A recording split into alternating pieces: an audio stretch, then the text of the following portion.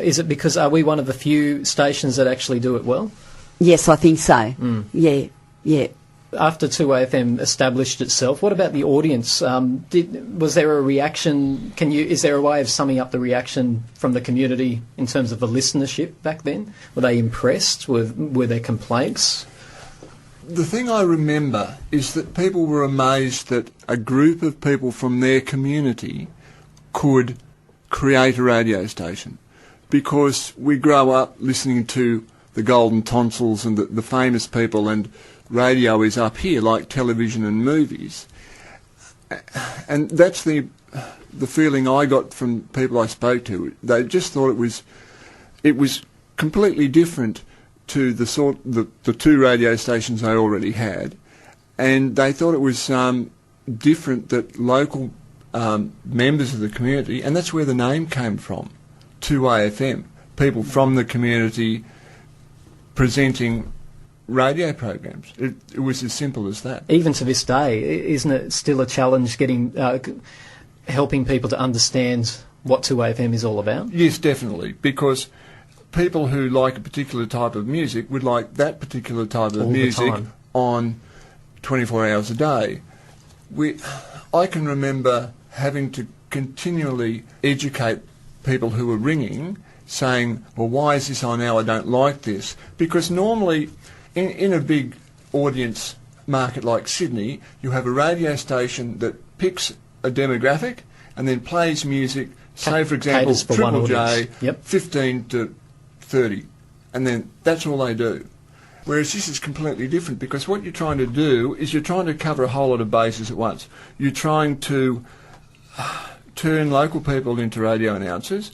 You're trying to present programs which aren't available on other services. The idea is you cater to that section of the audience at one part of the day, and then you move on, and then you cater to someone else. And then it's the station's job to educate the audience that, okay, we can't please you 24 hours a day, but we can certainly please you, if you like country music, between these hours. Yeah. I see. Yeah, and we then do by that well. keeping it in a band every day, people build up the knowledge, and that, okay, I'm going to turn on to 2AFM between 12 and 2 and I'll hear country music. I don't think you should be afraid of people turning you off. Look, because the local sport and football is a big thing we've forgotten too. That was a big part of it. Big part around Chuck Murray too. That's a big bonus. Tell us about that, because a lot of listeners don't realise that we actually will go out to a football game, outside broadcast, and that is a real big service to the community. The amount of feedback that I get personally from that about people being able to listen to local football, great. It's something that they don't get in many other. There's only one person who made football happen, and that's because of his passion and dedication. Chuck Murray. He does a very good job. He does. And that's what community radio is about. It's driven extracting by the passion. those people in the community for the benefit of the community. Yeah. Do we get an idea about how many people listen to 2AFM? Yeah, look, there's some figure which you use on your promotions. It's something like, isn't it 12 million Australians listen to community radio sometime in a month? Something like that. It is huge. I've heard that figure. And all I can say is to the members of 2AFM, don't be afraid to have people turn off, because they're going to turn on again at some other time. Yes, I live by that motto, believe me, Chris. You just need to educate people that we're not going to cater to you for 24 hours, but you will.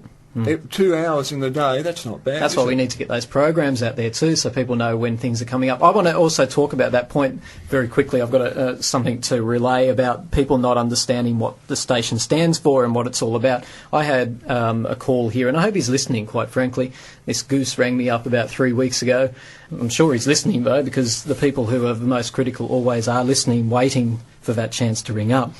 And he rang up and said, "Tim, mate, what's the station about? What is it, a music or a talk station?" And I went, "No, sir, it's a community station." He goes, completely silent, I reckon for about 10 seconds. He went, "Yeah, but is it music or is it a talk station?" And I went, "It's a community station."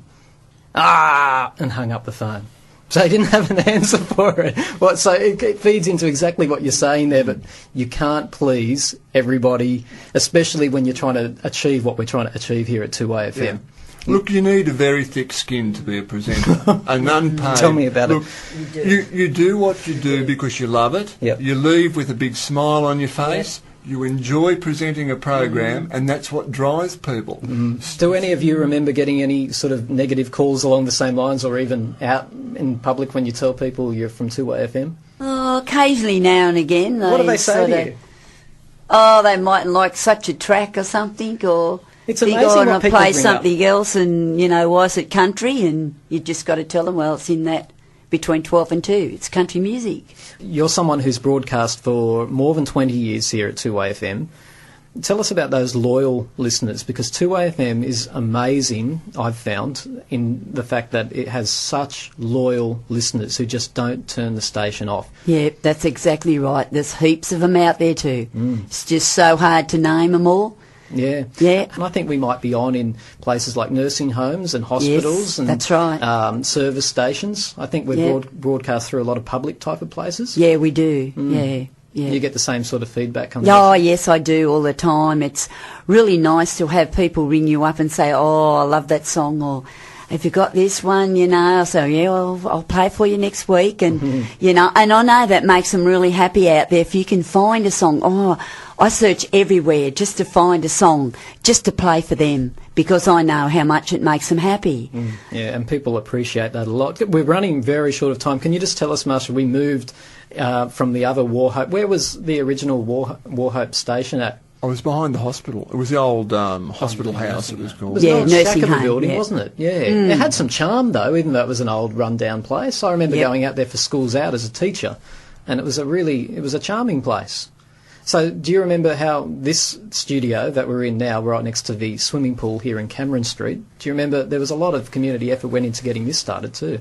Oh, yes, it was. So we had to move from up there because they wanted to build the bundalier. They needed it to extend that on. And then we just, the committee done it all. They just looked around and found this spot. And is it true that people actually, like builders and plumbers, volunteered their time to come and actually build this station that we have today? Yeah, that's correct. Yeah, really, you should get Frank in to cover you on the that. next chapter. Yeah. The next chapter. Yeah.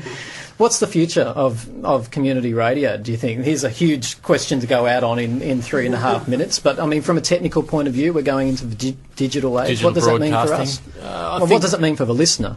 I think there'd be more narrowcasting. It means that pretty much every interest group should be able to get a right to broadcast. So there'll be many more channels available. So you'll have local.